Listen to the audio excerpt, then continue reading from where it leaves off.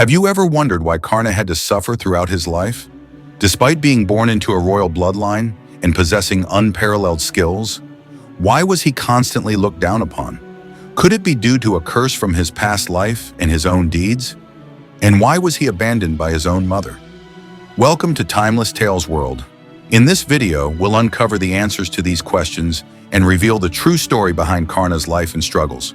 Our story begins with a young princess named Kunti. Kunti, the daughter of Shurasena, was known for her beauty, grace, and piety. Adopted by King Kunti Bhoja, she grew up in a royal household where her devotion and kindness became widely recognized. One day, the powerful sage Durvasa visited Kunti's kingdom. Durvasa, known for his unpredictable temper and great power, was both revered and feared. Kunti, however, welcomed him with unwavering respect and served him with utmost dedication. Pleased by her devotion, Durvasa granted her a boon, which gave Kunti the ability to invoke any deity and be blessed with a child by them. This boon was a gift of immense power, but also one that carried heavy responsibilities. Curious and somewhat skeptical, Kunti decided to test the boon. She invoked Surya, the sun god, and to her astonishment, he appeared before her, bound by the power of the boon.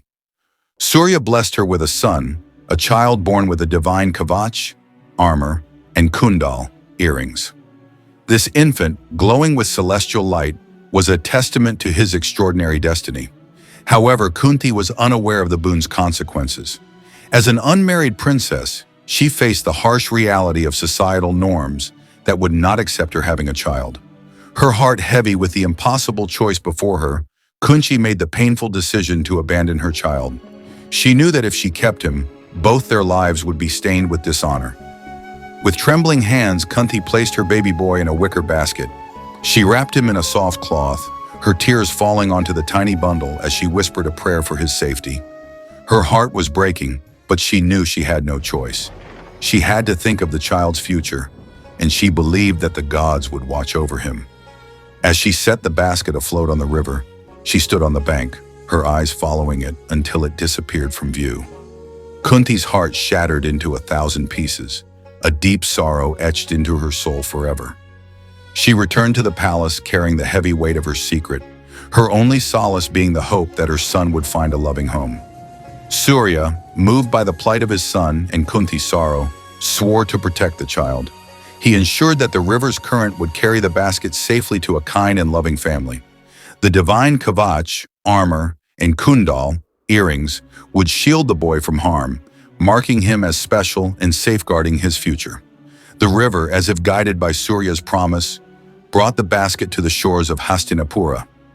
There, a humble charioteer named Adiratha and his wife Radha discovered the crying infant. Their hearts filled with joy and gratitude. They took the baby in, naming him Karna, which means ear in Sanskrit, inspired by the child's golden kundal, earrings, that seemed to glow with an otherworldly light. Adiratha and Radha were a humble, kind-hearted couple. Adiratha served as a charioteer in the court of King Dhritarashtra, a respected yet modest position. Radha, his wife, was known for her nurturing and gentle nature. The couple had longed for a child, and the discovery of Karna felt like a divine blessing. Despite their modest means, they showered Karna with love and care, raising him as their own. Karna grew up in the simple yet loving household of Adiratha and Radha. Radha, in particular, doted on Karna, and he, in turn, loved her deeply. This bond earned him the affectionate name Radheya, meaning the son of Radha. As a young boy, Karna was drawn to the arts of war. He watched the Kuru princes practice their skills in the royal arena, his eyes filled with a burning desire to be among them. He dreamed of holding a bow, of mastering the sword, and of riding into battle on a chariot, not as a charioteer's son, but as a warrior of unmatched valor. But society was cruel. Karna faced constant ridicule for aspiring to a status deemed above his station. The other boys mocked him, and even the adults dismissed his dreams. "Stay in your place," they would say. "A charioteer's son can never be a warrior." Yet Karna's spirit was unyielding. He practiced in secret, honing his skills with makeshift weapons.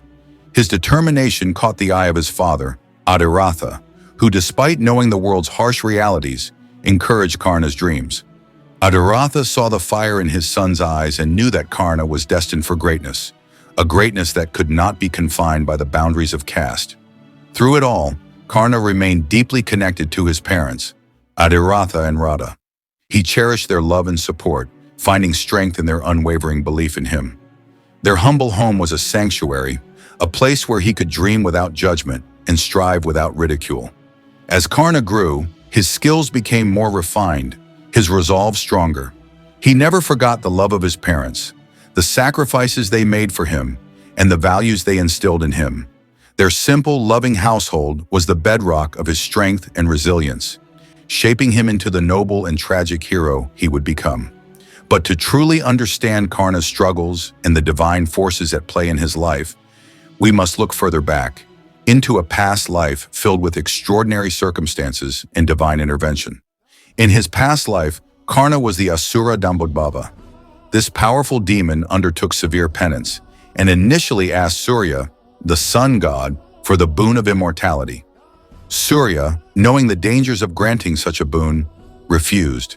Instead, he granted Dambodbhava another boon, 1,000 kavach, armors, that made him invincible.